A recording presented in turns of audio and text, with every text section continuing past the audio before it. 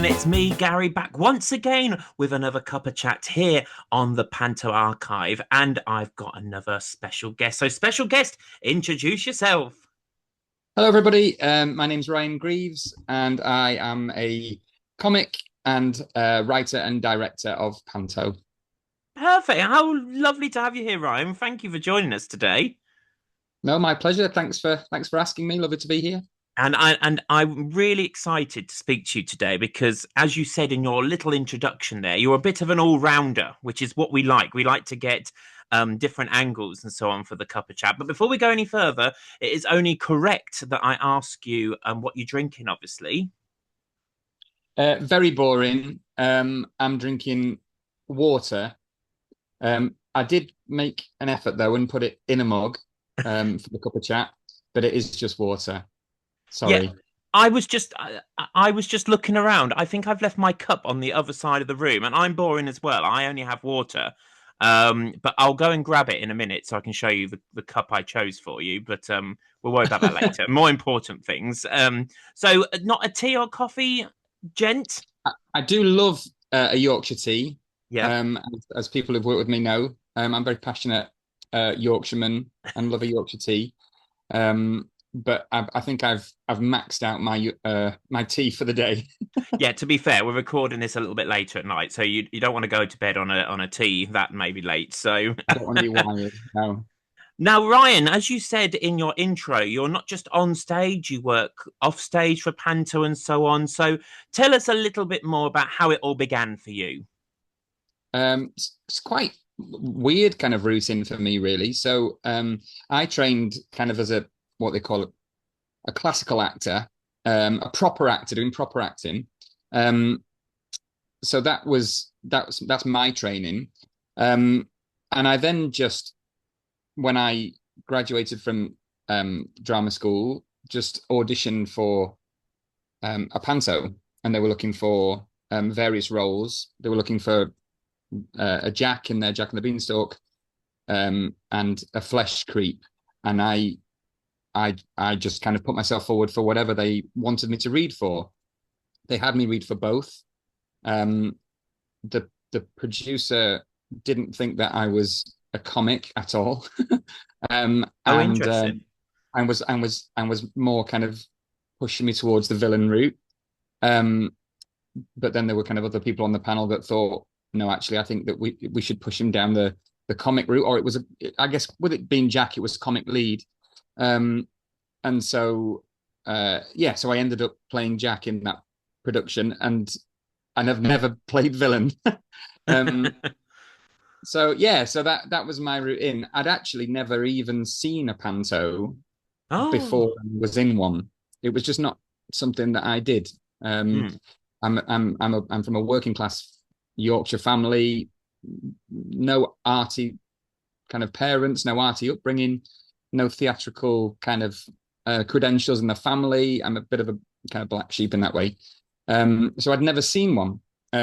So I just had to kind of learn as I went, and I've been doing that ever since. And I kind of I like to feel like I'm learning with every job that I do from the people that I'm working with in different ways. Yeah, constantly learning. Yeah, and I think we say this quite a lot with everyone we speak to on Cuppa Chat that actually Panto is all about learning. In every job, you find a different thing. You go, oh, I'll nick that, and oh, that's such a great idea from that person. And it's interesting, isn't it? How you've now all of a sudden gone down the comic route. Then, so you got this Jack role to start with, and now you're comic like every year, near enough now, aren't you? Every, every year, and that is kind of where I've found myself. I would love to do other roles. As kind of time goes on, I'd love to try and have a go at a villain. I'd love to do that. Um, but yeah, the comic is kind of where I've ended up Yeah. being. It's funny though, I get a lot of feelings of imposter syndrome with being a comic because I don't feel like I am a comic in the traditional sense, in the sense of a kind of variety act comedian Mm. style comic. I'm very much not that. I don't have the skill set for that. Um, I'm an actor, and so I like to have lines, Yeah. and I like to say them. I like to kind of perfect the way that I say them. I don't. I'm not a kind of comic who ad libs a lot. I'm very into physical comedy, so wherever I can get physical routines in there, I will.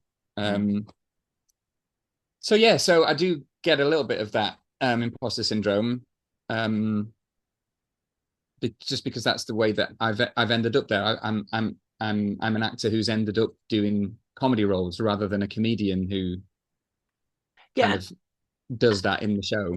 And I think that's nice though, because we have a lot of comics now that have got a specialist skill. And I mean, it's amazing seeing people juggling or seeing people doing whatever, but it's actually quite nice sometimes to have the words from the page just brought to life. And, we saw you on a tour a year ago now or so, and it worked great still. You didn't think, oh, the comic's not doing a specialist act, it didn't cross our mind whatsoever. So kudos to you as such. It was great to see, and you're funny. That's the main thing, isn't it? About being funny as a comic. Yeah, and it's interesting that you mentioned that you kind of didn't um, kind of notice that it wasn't that kind of speciality act comic, and uh, and the importance of the writing and the words. Mm, I've always been really passionate about Panto telling a story. There's so many companies these days who just don't bother. Don't they yeah, just don't bother telling the story? They just assume everybody knows the story, and so let's not bore them with it. Let's just do the stuff that gets the big laughs. And for certain audiences, that well obviously will work. But I always make sure that we're among all of the stupidness and the slapstick and the comedy and the songs and all of that, that we're never forgetting the story. yeah. There are so many um, young people, kids in our audiences who will have never seen a show before, will have never seen a panto before, will have never seen um, the story that we're telling being told on stage. And so I don't think that we should ever lose track of that. So the Easter that we've just done, the Easter panto we've just done, we did Pinocchio. Never ever done Pinocchio before. I'll admit, I really wasn't keen. I wasn't I didn't I wasn't keen on the story. It's a very weird story. I didn't grow up with it really as a kid. But I had an opportunity once I'd got over that to tell a new story through the medium of panto. Um, I was co-writing that with the producer, um, and I actually ended up really enjoying it because there was a lot of material that I've never used before, that you could use just because of the very specific kind of scenes and Mm. story beats in Pinocchio. Um, so yeah, so it ended up being actually a really strong show, even though I wasn't keen on it to begin with. Yeah. Um, And it's a so yeah, just title always that's doing that. oh, Yeah. sorry, it's a title that's been done quite a bit now, isn't it, as well? So, um, do you think it's nice seeing these new classic tales? I'm not going to call them fairy tales because a lot of the time they're not anymore. Like I'm talking Jungle Book, maybe even Alice in Wonderland to a certain extent. Is it nice to have the variety from your point of view as a comic? To because we all know that Buttons love Cinderella or whatever the traditional sort of stories is for that comic. Is it nice to have something a bit different? It's definitely nice to do something different. And as you say, so many elements of the shows are the same. You just Mm. have certain points in panto that you have to do, and you tick those boxes, and that's great.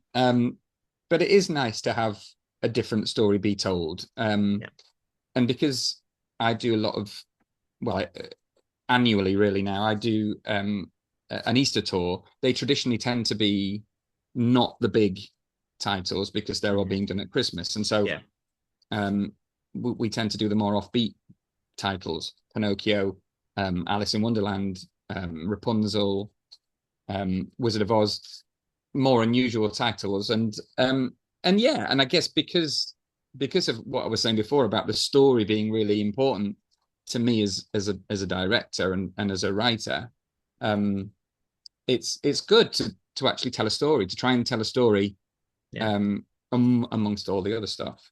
Yeah. And I think, you get sometimes at Christmas, especially, you've got to do the 12 days of Christmas, or you've got to do this, you've got to do that. I think sometimes with Easter pantos or summer pantos, you can just tell that story, can't you? It's probably from a writer's point of view, a nicer sort of task in hand. What's the difference between writing for Christmas and Easter tours, for example?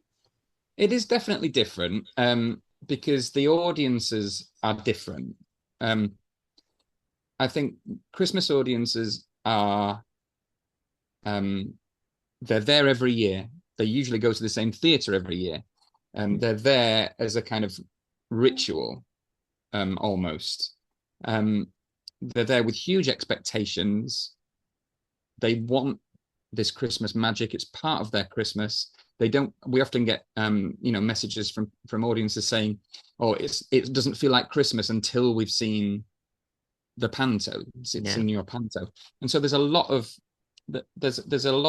expectation there um, that you have to exceed almost, or at least meet.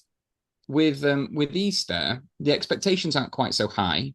You get audiences who maybe have just booked on because the weather was rubbish, um, and they really wanted something to do with the kids, and they've never seen one of your shows before, so they've got no expectations about how good it's going to be. They don't know me as a performer. They don't know any of the other kind of regular actors who we tour as performers. They don't have that kind of um, connection with us that the Christmas audiences do. Mm. But with that, as you say, there is a bit of freedom in that you can surprise a little more. There are more surprises to be had. There aren't so many boxes that you have to tick because it's more of a family show rather than a Christmas show. It is a panto, but I don't think people expect it quite so much. Mm. When we did Wizard of Oz panto a few years ago, I think lots of people were quite surprised and maybe even a little disappointed that it wasn't the Wizard of Oz that they know Mm. from the film or from the kind of Andrew Lloyd Webber version. So yeah, expectations I think are just different. Yeah, yeah, definitely. And I think that's nice in a way, though. And now, one of the things that I wanted to have a chat with you about as well is from a writing point of view, because we have lots of people who watch these cuppa chats who maybe are not from the industry. Where do you earth do you start when you have, let's say I want you to write Aladdin this year, for example, or I want you to write Alice in Wonderland, Rapunzel, whatever. Where on earth do you start as a writer? So usually I um, go to the story first, work out the parts of the story that you absolutely must tell Mm. for it to make sense. And also, obviously, there are certain kind of linchpins in certain pantos that the audience just expect. You can't do Sleeping Beauty without pricking the finger. You can't have Aladdin without rubbing the lamp. So just kind of boiling down the plot points to the bare minimum, and then writing it out in a document. And then I normally if I'm writing with a co-writer, which I often am, we put together what we call a synopsis.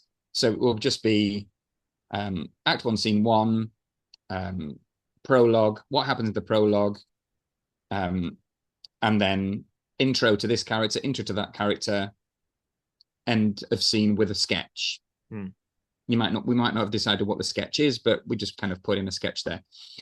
So we'll do that throughout the whole show, and then we will also put in musical number spot. We might not Mm. have decided what it is, but we just know, well, that's the point where we need a number. Upbeat number, sad number, not many sad numbers, but slow numbers, romantic Yeah. numbers, whatever. And we put the whole thing together into one big document, have a look over it, and see whether we've got everything where it needs to be. Depending on where we are with other stuff like set, for example. So if we know the set that we're going to use, we then have to go back to the synopsis and decide, do we need another little bit of a scene here because we've got to change from a big full scene, full set to another big set, so we're going to have to go to a front cloth scene there. Mm. So working out all of the logistics as well before we even write any dialogue at all. So Mm. just getting all of that logistical stuff out of the way, making sure that everything's right, and then start to write it, which is kind of the opposite of what any other kind of writing is, which is always down to you just write what you want to write. You tell the story how you want to tell it. But I Mm. think it saves a lot of time and heartache by doing it the way that I like to do it, which is being quite practical about it first, Mm.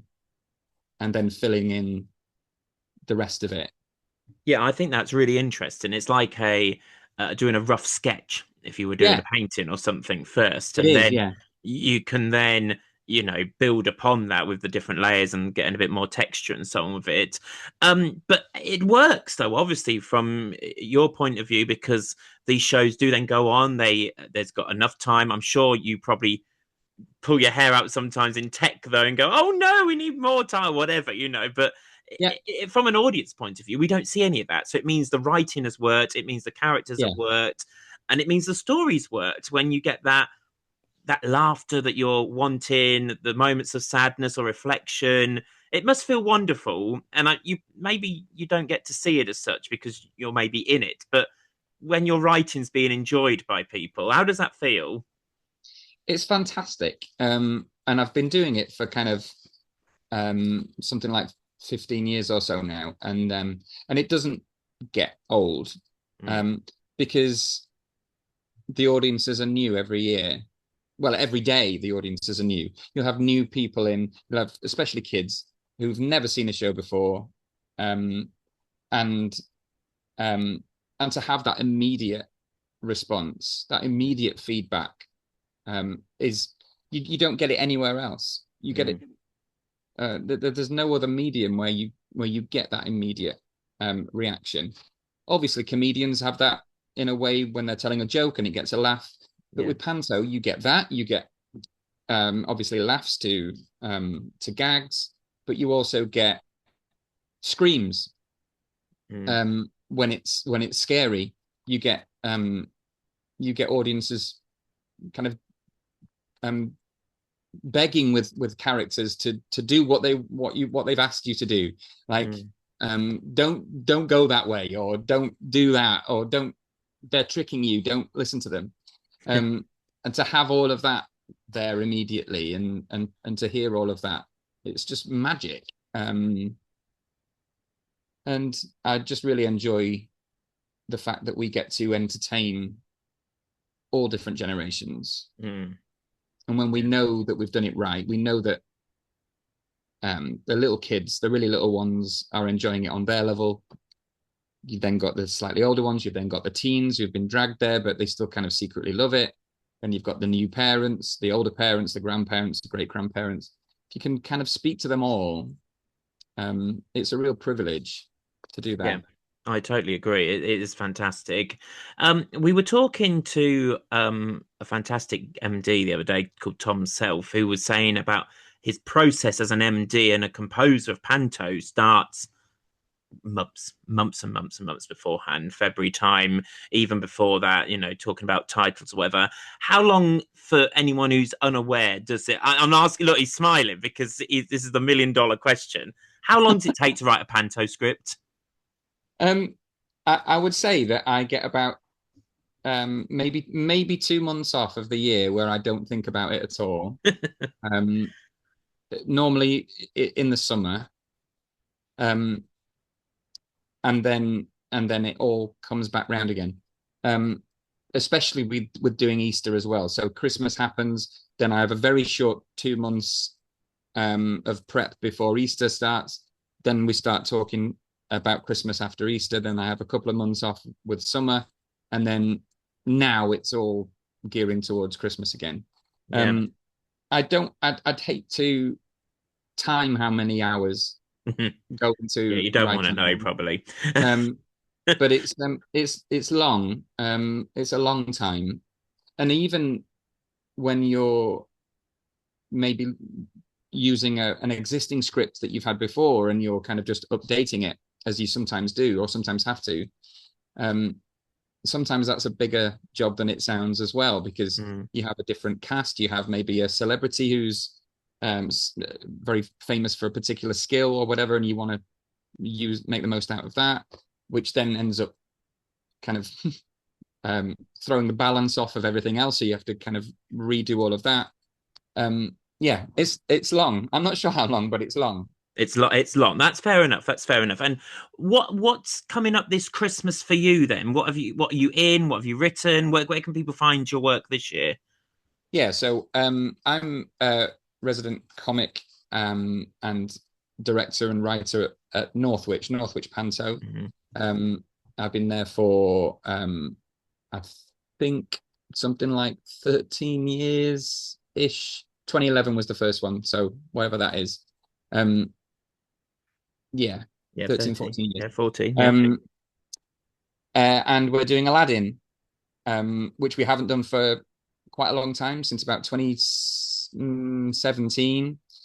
So that's exciting. Mm, We're looking at um, kind of new ways to tell an old story, mm. and in ways that a modern audience will connect. Yeah, that sounds really exciting. And Aladdin especially is going through that transition sort of period as a story that companies were maybe a little bit worried to do it or to touch it for a little while, but it is really nice to see it coming back into the Panto spirit because it is one of those classic tales, but we completely understand that audiences maybe want something a little bit different as such story-wise telling now. I want to go back just for a minute to touring and ask you a little bit more about how that is in the panto world because we came and saw you, as I say, a year or so ago now, and you were in Northampton, lovely theatre, the Deco Theatre. I don't know if it's still Yeah, called that. I think it is still called that. it It's is. Yeah, changed its yeah, name a lot. And I was speaking to some of you guys afterwards and just saying about how you turned up and there was like no wings and there was no flies and your set had to completely change. What from someone who has no idea about this if they're watching, what is the task and the tribulations and the worries and the joys of touring around the country with a panto? yeah. So I mean, you've kind of picked up on one of the main ones, which is size of venues. So we um, tour for about 3 weeks, sometimes slightly longer, every Easter, and we go from enormous venues, say 3,000 seater. I think that was the biggest we've ever done, which was the Blackpool Winter Gardens, Mm, um, fantastic down venue. to a tiny little venue in Whitchurch, which I think seats something like, I don't know, 300, 250, Mm. with extremely limited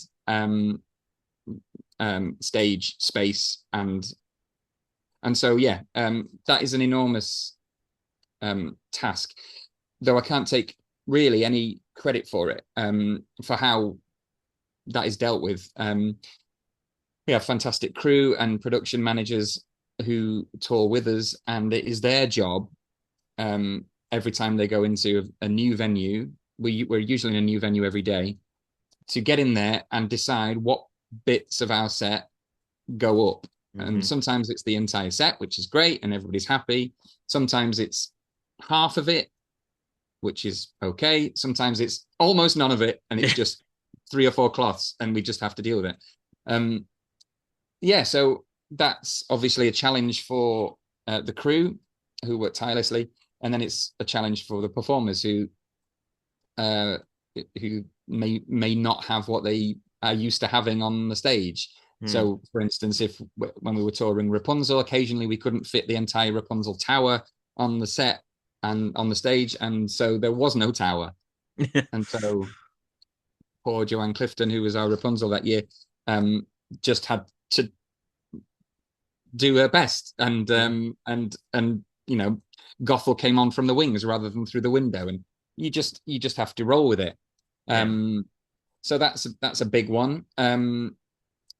Yeah, wing space is obviously a huge, hugely different in every venue. Um, Occasionally things go a little bit wrong, so technically the light, the house lights may be slightly different. The lighting rig in every venue is slightly different, and they have to kind of relight stuff. So occasionally your light won't quite be where it's supposed to be, and you have to kind mm. of shuffle into it. Um, Occasionally a prop might go missing. It might be just forgotten, literally fall off the back of the lorry. Um, uh, and you just have to make the best out of it. You can, Yeah, but the beauty with Panto is if your prop isn't there and you know it's probably got lost, you can tell the audience, I think we've forgotten to take the prop off the lorry, or we left it in Northampton, or whatever, and it will usually get a laugh. yeah, Occasionally, we've done a show where we've got to a venue and we've had no dancers, which is a nightmare for cast for a cast to be told, oh, the dancers haven't arrived or haven't turned up or whatever. yeah. See, Um, Ryan, if that happened to me as the dame, and I'm normally with the kids, I'd be like, "Love, you're gonna have to come on and dance with me because we just do this." yeah, so there's been an occasion, the odd occasion where we've had, yeah, no, for reasons I can't remember. Um, we haven't had dancers because we use Juve dancers and a different juvenile dance school every Mm, venue. So that's yeah, another thing to deal with. We have to have a dance call every new venue, which is difficult in itself, but not quite as difficult as there are no dancers here. no, We're just going to have to dance bigger, and better than we usually do because we've not got any dancers to hide behind. yeah, yeah, yeah. You don't think about all these things when you just turn up and you see a fabulous show. It's all these organization, probably from these production producers or managers, whoever is in charge. It's a lot of work, and I think we take a lot of credit on the stage, and we take the applause, we take the bow, and actually we're the tiniest little bit in the clog of the wheel as such. When we came to see you, you had a change of cast as well on the same day, which was probably another thing, and it just, we don't need to go into reasons why, but it must jump sometimes. If we've spoken before about a little bit more now of understudies coming into play in Panto, but in a tour, maybe there isn't an understudy as such, is there? How was that when you just had someone different all of a sudden? Yeah, the beauty of you saying we came to see you and you had a change of cast halfway through, is that I don't actually know what show you're talking about There because you go. it happens most tours. There is an issue. Um, so yeah, I'm not sure which one you saw. Um, yeah, we've had we've had stage managers have to go on for a poorly cast member holding the book. Mm, We've had to kind of helicopter in a celebrity to cover another celebrity who's had an issue. mm, Um, yeah, I mean that's not uncommon. That mm. happens fairly regularly. I But it's think exciting, isn't it, Ryan? Though it it is can be, exciting. yeah, it can be. And I think it's really important for certainly for me as director, and kind of being a director performer, is to take everything as it comes. Yeah, Don't get too stressed. Um, Laugh about it. yeah. Just try and laugh your way through it. Mm. In the same way that kind of soldiers maybe laughed through the trenches. Yeah, you just have to have um, that humor with Yeah. you at all times, and it'll just get you through that kind of stuff. And I think from talking, I hope I'm not speaking on your behalf, but from doing tours myself, that's how you just get through tours, isn't it? By just having a good time, have a great atmosphere backstage, on stage, because they are hard. Same as Christmas. It's hard. If you can have a good director and a good team behind you, laughter is the best medicine for these things. It is, and I would say obviously Christmas is extremely hard. Like the Christmas panto season is hard, um, but it's not as hard as touring. Mm, The the tour is much harder for a lot of the reasons that I've said before. Obviously, Christmas, if you're doing a sit down show at Christmas, you're on the same venue, you get used yeah. to it, you get relaxed, you can put all your stuff out in your dressing room, you Mm, can kind of feel relaxed about it. You're not doing tons of traveling in between shows every day. yeah. You're not having to take sets down and then back up again between. Everybody's on their knees on the tour. But what I Mm, would say about the tour, which um, I always enjoy, as you've said, is the camaraderie that you get between the cast and the crew. You're mm, all kind of in it together. You're all yeah. traveling together in cars or buses or whatever. You're all staying in hotels together. You're all eating together. So you do get this bond that you Mm, don't maybe get always at Christmas, yeah. especially if people are doing Christmas where they're going home after the show. Mm, Um, it's less lonely on tour because you're all there and you've all got each other's backs. So it's mm. harder, but you do get that as well, which is really nice, and I look forward to that every year. Oh, Ryan, you're making me want to go on tour again. Write me a cheeky cameo. I'll just Don't turn do it. in. Don't do it. No, no, no, don't. No. I want to do It's it rose again. tinted glasses. It's rose tinted. No, no, the reality is dreadful. I know. I do admit I had a year off this year and did something at home instead, and I quite enjoyed my own bed for most of the Easter holidays or whatever. Yeah, we call ours the Travelodge tour. And yeah, nothing is quite as nice as your own bed. No, no, but there's secretly there's part of you that anyway. Right, there's it's time for us to do a new little part of our cup of chat because we nearly come to the end, Ryan, already. I can't believe it. But we are doing a little bit of a this or that challenge for you. So we're going to give you two items. We want you to choose either this or that. It's quite simple. You get the idea of it when we go. And we're asking all the people on cup of chat this year to tell us their answers. So here we go, Ryan. Nice, quick fire questions for you. Ice cream or sweeties in the interval of a panto? Ice cream, Perfect. Would you buy a flashing light or would you buy a program? a program, You see, everyone says this. I say this every time. Christmas Eve shows or Boxing Day shows? Christmas Eve. I hate Boxing Day Oh, shows. don't we all? Stage left or stage right? Stage right. Yeah, cool. Goodies or baddies? This could be interesting because you want to do that villain. That is difficult. I love being a goodie, but I find villains more interesting. Mm-hmm. Um, so I'm gonna say baddies. Okay, cool. Nice. Act one or act two? Act one. Yeah, we love a good act one, don't we? I love Loud I love audiences an or act I love an end of Act One. yeah, That's my favorite thing to get right is the end yeah. of Act One. Yeah, It's a definitely passion of mine. get that nice cliffhanger going. Do you like loud audiences or thoughtful, quiet audiences? Loud. Yeah, of course we do. 10 a.m. show or 6 p.m. show? 6 p.m. Yeah, we all say that. And yet we'll all be there at 8 o'clock in the morning putting our makeup on. Tea or coffee? Tea. Yeah, we said this one earlier, didn't we? And then here's a tricky one for Panto lovers Cinderella or Sleeping Beauty. It's not really tricky, is it? Cinderella. Yeah, it's not tricky, really. There you go. This or that. Very good. Oh, that was fun. Yeah, very good. Well, I've only got like a minute left now, I'm afraid. So, thank you so much for joining us here on Cuppa Chat. As always, we like to end with your sort of wishful thinking in the world of Panto, and we'd like to know if you had a magical wand from the fairy godmother, what Panto would you like to perform in, and with who? It can be a celebrity or an actor who's with us or is no longer, unfortunately, with us. It's up to you. Oh, that's very difficult. Um, what would I like to do? I would like to do. Um, I'm trying to think of something that I've not done before. Um, I would like to do. This is hard. Look at the brain ticking. I love it. This is really hard. I would like to do. Mm,